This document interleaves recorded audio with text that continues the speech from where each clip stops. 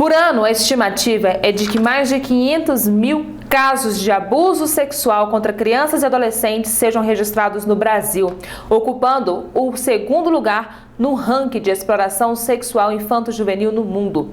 Os dados são alarmantes. Hoje, o repórter Roberto Anselmo conversou com o promotor de justiça Casé Fortes. Quando a gente fala todos contra a pedofilia, nós estamos nos referindo a um conceito jurídico, ou seja, os crimes de pedofilia. Os crimes de pedofilia são os crimes sexuais que estão definidos no Código Penal e no Estatuto da Criança e do Adolescente, crimes sexuais quando cometidos contra a criança e o adolescente, ou seja, crimes de abuso sexual, como, por exemplo, o estupro de vulnerável, crimes de exploração sexual, como, por exemplo, a pornografia infanto-juvenil, a exploração sexual na forma de prostituição e outros delitos relacionados. Esses são os crimes de pedofilia. Quando a gente fala todos contra a pedofilia, nós falamos todos contra esses crimes.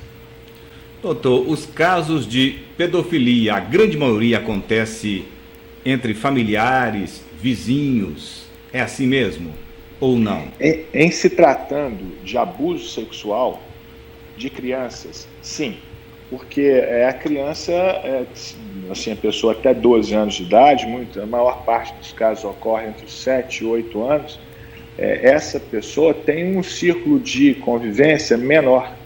Não é qualquer pessoa que tem acesso a uma criança, né? Ao contrário de um adolescente que já tem uma amplitude maior nesse círculo.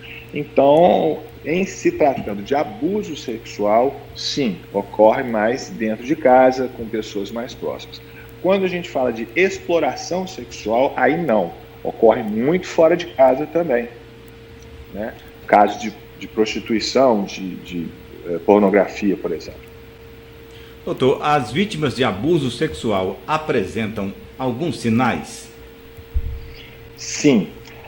É importante dizer que uma criança dificilmente vai revelar isso, vai chegar e falar, olha, estou sofrendo abuso, estou sendo assediado, tá? Não vai falar porque tem medo, porque tem vergonha, porque não entende aquilo que está acontecendo, ela não tem, às vezes, parâmetros para entender aquilo, né? Porque foi ameaçada, tem um monte de razões que normalmente isso não acontece, mas a gente pode perceber pela mudança de comportamento da criança ou do adolescente, né? O trauma, a mudança de humor e, principalmente, em se tratando de criança, o comportamento sexualizado precoce.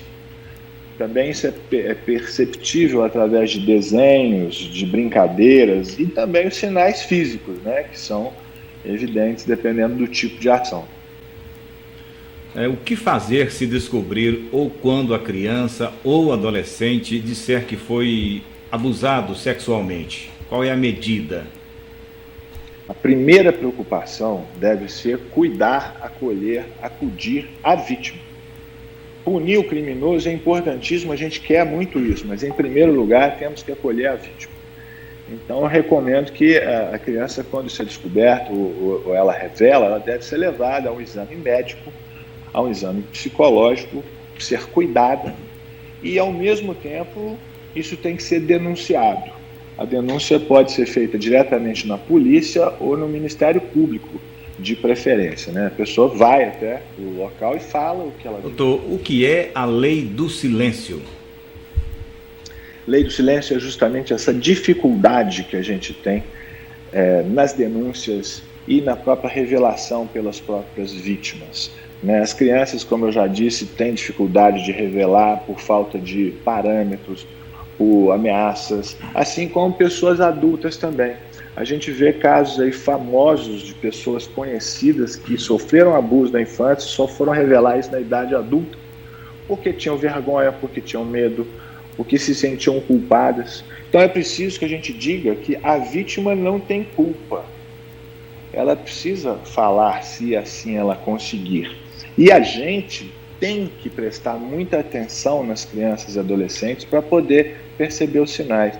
E muito importante, vigiar também, fiscalizar. O uso da internet hoje em dia é sensacional, é importantíssimo, mas tem que ser fiscalizado de perto pelos pais. Todo pai e mãe tem direito e dever de olhar o celular do filho, olhar o computador, o tablet, a plataforma de jogos, não pode deixar. Vejo isso acontecer, às vezes, um adolescente que fala: não, meu pai não pode ver meu celular, minha mãe não pode saber minha senha.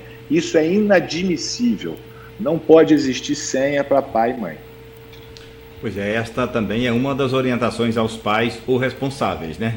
É monitorar os pré-adolescentes, adolescentes e as crianças, nesse sentido, né? É muito importante essa fiscalização. Nós temos casos concretos em que uma tragédia foi evitada graças à fiscalização, ao cuidado dos pais. No meu canal do YouTube, o último vídeo que nós publicamos foi sobre isso, com um exemplo especial disso aí, da fiscalização de um pai que evitou um crime.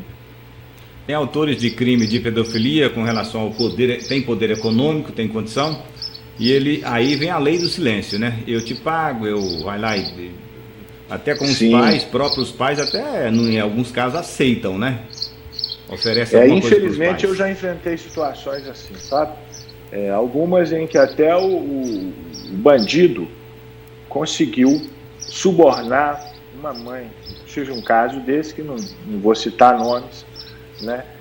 Mas também temos o contrário, tem pessoas ricas que querem subornar testemunhas, etc. E isso é crime.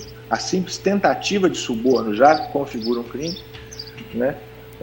Mas a maioria dos casos em que isso acontece, os pais e mães agem corretamente e fazem o que tem que fazer. Não permitem, não se vendem, melhor ainda, não vendem seus filhos por nada, né? E tem que ser assim. Não tem nada mais importante depois de Deus do que os filhos da gente, né? E nós temos que ser, pais e mães, temos que ser os primeiros a defendê-los. O senhor já condenou vários aí com relação a esse crime? Estão cumprindo pena, doutor?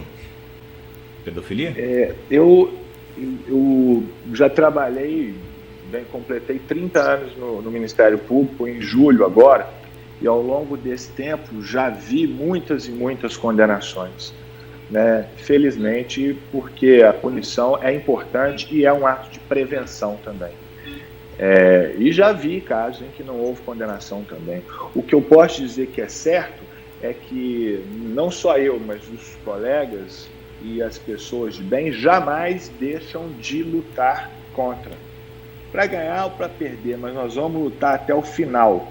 Mesmo que a nossa lei muitas vezes seja falha, nossa lei seja fraca, seja frouxa, mesmo assim nós não vamos deixar de enfrentar esses criminosos aí que atacam as crianças de uma forma tão covarde. Para encerrar aqui, qual a sua mensagem às famílias que estão nos acompanhando nesse momento?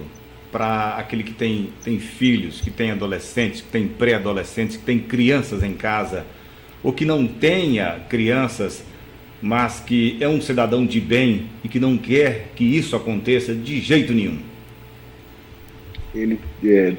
A gente sendo ou não pai e mãe, a gente deve saber que as crianças e os adolescentes são a parte mais importante da nossa nação, da nação brasileira. Isso está inclusive na lei, na Constituição brasileira, que estabelece prioridade absoluta para crianças e adolescentes.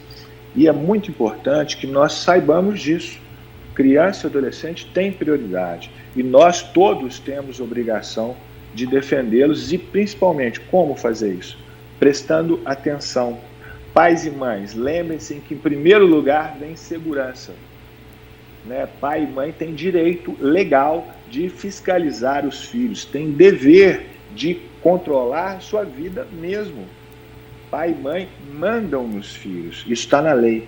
Hoje em dia, parece que houve eu já ouvi mães me dizerem o seguinte: não posso mexer no celular da minha filha de 12 anos porque é uma invasão de privacidade. Não é uma invasão de privacidade, é um cuidado, uma ação totalmente legal e legítima de defesa dos próprios filhos. Então a mensagem é essa: pais e mães, cuidem dos seus filhos, prestem atenção na vida deles, com quem eles andam, aonde eles vão, o que eles fazem, e exerçam seu papel de autoridade.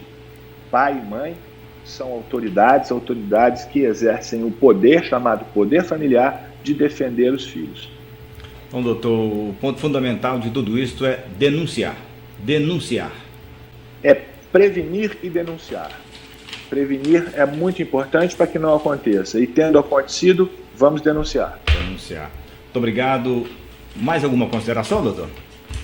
Não, só te agradeço e convido a você e aos nossos amigos que estão vendo para conhecer o canal do YouTube, Todos contra a Pedofilia, e tem o site, a gente pode ir lá baixar uma cartilha gratuita, né, para a pessoa conhecer um pouco mais sobre isso. Também tem o meu livro, quem se interessar pode conhecer através do site. Só colocar lá Todos contra a Pedofilia, Casé Fortes.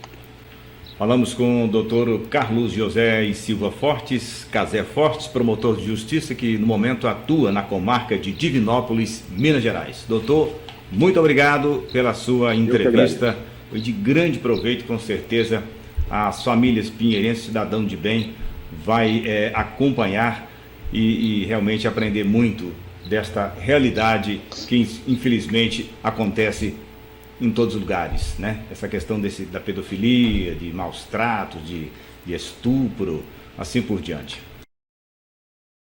Pornografia infanto-juvenil é crime. Todo aquele que produz, vende, publica, divulga de qualquer forma ou até mesmo armazena vídeos ou fotos pornográficas de crianças e adolescentes pratica crime grave e está sujeito a uma pena de até 8 anos. Se você teve contato com esse tipo de material pelas redes sociais, jamais passe adiante. Não divulgue e nem guarde essas imagens criminosas. Denuncie quem publicou ao promotor de justiça ou à polícia. Defender a criança é responsabilidade de todos nós. Todos contra a pedofilia.